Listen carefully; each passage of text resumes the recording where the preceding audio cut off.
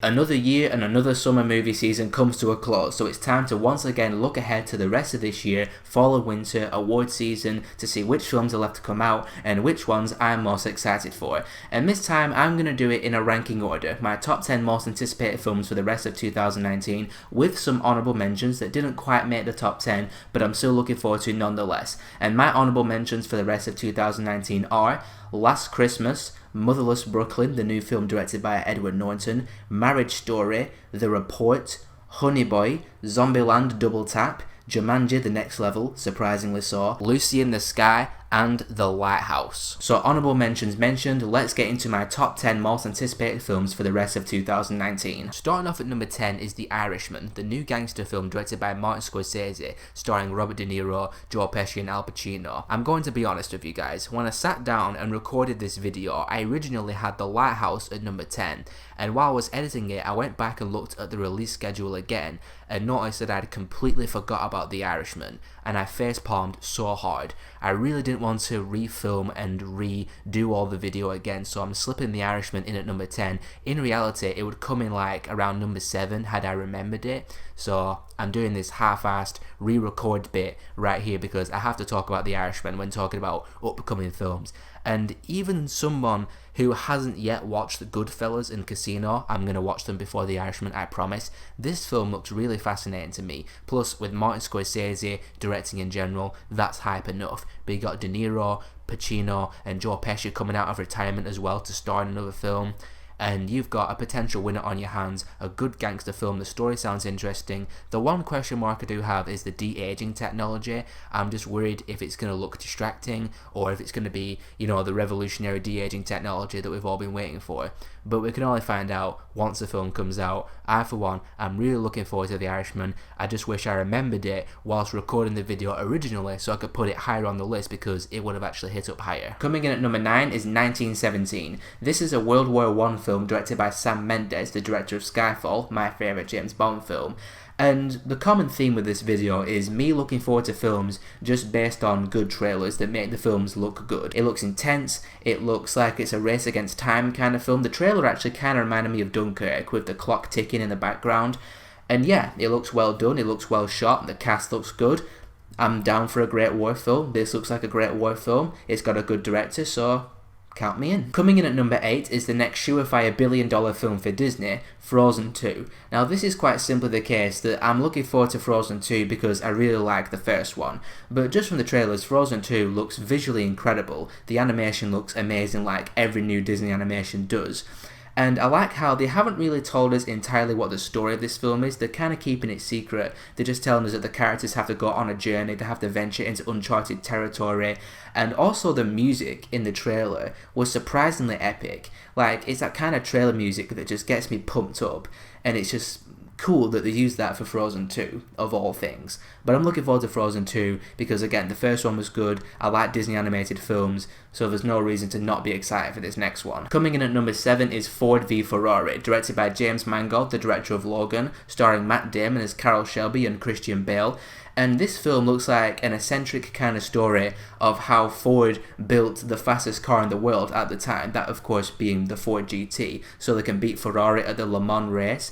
And I'm not a car guru by any means, I've only heard this story from like Top Gear and stuff like that. But again, going back to the trailer looks good, so I'm looking forward to the film. This trailer was really good, and it looks like it's an interesting true story, not one that's like gonna be impactful or anything like that, but it looks entertaining. Christian Bale, Matt Damon, you got a good director, John Bernthal's in there as well. And it's to do with racing, which is sometimes a good setting for a film. Like, I watched Rush not that long ago, that was a really good film. I'm hoping that Ford v Ferrari gives me an entertaining time at the racetrack at the cinema this November. Coming in at number 6 is Ad Astra, starring Brad Pitt. Now, I'm a sucker for space films. Gravity, The Martian, Apollo 13, The Last Third of First Man. These films just infuse me with that sense of awe and imagination when you're out in space, looking into the vast cosmos. I love that kind of stuff. I just find these kind of films fascinating, interesting, and sometimes entertaining. And Ad Astra, in that aspect, it looks like it's right up my street, with Brad Pitt going to the far reaches of the solar system like past Neptune. It looks visually amazing, and it looks like it's going to give me that awe and imagination that I look for in these kind of space films, so count me damn excited for it. Number 5 is Knives Out, the new film from Rian Johnson, and contrary to what some people online will say, I think Rian Johnson is a fantastic director. I love Looper, I really enjoyed The Last Jedi, and him being the director of Knives Out is the main reason why I'm looking forward to it. But the film itself looks like an interesting, kind of old-fashioned kind of murder mystery film with an amazing cast. Daniel Craig, Chris Evans, Toni Collette, who else you got in there? Don Johnson, Michael Shannon, Christopher Plummer, what's she called? I can't remember her name. Jamie Lee Curtis, that's the name. Why did I freeze on her name? I have no idea. The cast looks great, the costumes look great, the vibe seems great. It looks like it's going to be a classic kind of Clue, kind of mystery film with a great director, great cast. How can I not be looking forward to Knives Out? Number 4 is a film that I'm really surprised that I'm this excited for, and that's A Beautiful Day in the Neighborhood, the Fred Rogers biopic starring Tom Hanks. Now, before Won't You Be My Neighbor came out and everybody started raving about it, I had never heard of Fred Rogers because I'm British and we never got Mr. Rogers' Neighborhood in the UK. So if you went back to the beginning of 2018 and asked me who's Fred Rogers, I would have said no idea, never heard of him. But now I know who he is and how big of an impact he had on people's lives, and hearing how incredible of a person he was, and hearing that Tom Hanks is going to play that person in a biopic, that had me interested already. But that trailer that came out, I've watched that trailer a surprising number of times because it just gave me so much warmth and feeling of wholesomeness. I don't know what it is. It just looks like it's going to be a really emotional time at the cinema, a really uplifting time at the cinema. The story of this guy, a cynical journalist who spends time with Fred Rogers and just gets a new look on life. I love those kind of films, those films that really just uplift you and leave you feeling warm and safe and nice.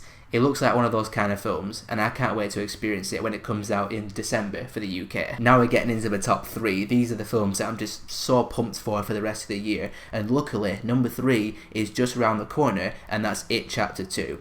I am so surprised that a horror film is this high on my most anticipated for the rest of the year, but the first It film was such a big surprise for me. The coming of age elements, the 1980s setting, but also the horror elements were just really entertaining and really riveting. And It Chapter 2 looks like it's going to recapture that same riveting, super entertaining feeling of It Chapter 1, where it's not scary, but it's entertaining in that haunted house kind of ghost train way, and I'm hoping It Chapter 2 is going to be just the same. I love the look of the Losers Club. The adult cast look exactly like the young kids would as adults, and yeah, Pennywise, more scares, 2 hours and 50 minutes long as well. I mean, come on, I'm so excited for It Chapter 2, and it's just round the corner as well, so not long to wait. Coming down to my final 2, I was flipping these two films back and forth so much, but I've come to an interesting decision, which might surprise some of you. Coming in at number 2 is Star Wars: The Rise of Skywalker. Now, I am extremely excited for this film. Very, very excited. I've really enjoyed the Disney era of Star Wars so far. The sequel trilogy, Force Awakens, Last Jedi, I've been on board. I've really enjoyed it. I've loved the characters. So I'm looking forward to seeing the sequel trilogy come to a conclusion, but also the entire Skywalker saga come to a conclusion. I'm looking forward to all of that stuff, and Palpatine coming back, I am extremely interested by. What role is he going to play in the film? Is he going to be the big bad? Is he going to be a Force ghost? Is he actually alive? Questions that I cannot wait to see be answered come December 20th when the film comes out. And again, it's just a Star Wars film, so I'm looking forward to it by default.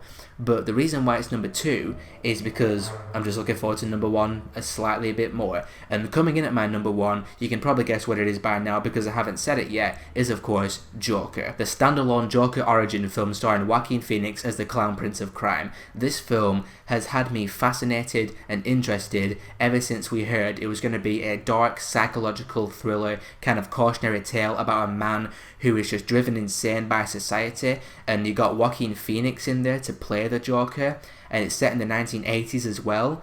Everything about this film just sounds amazing to me, and that first trailer is one that I've watched a lot of times, and every time I think about it, it just gets me more and more excited for it, and it just feels like it's going to be a really unique comic book movie experience, and one that's going to further open the floodgates to more kinds of comic book films. I'm hoping this film gives us more character study films and psychological thriller kind of superhero comic book films, because these superheroes and supervillains deal with human issues that a lot of people can relate to, and issues that can actually resonate with a modern audience. And I'm not sure how many people are going to resonate with Joker in terms of turning insane and becoming a murderous piece of crap. I'm not sure about that.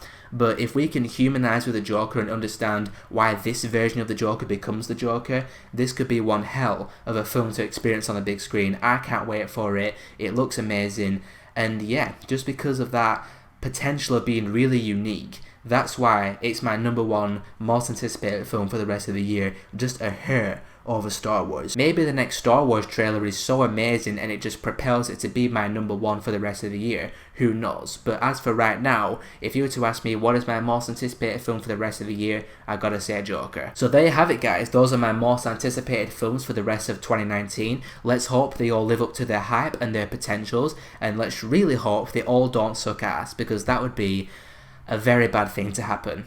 But I want to know, what are your guys' most anticipated films for the rest of 2019? Give me a top 5, top 10, top 20. Go wild, just tell me which films you cannot wait to see most for the rest of this year. And if you want to see more of my stuff, click on one of these in a second, and I'll see you all next time.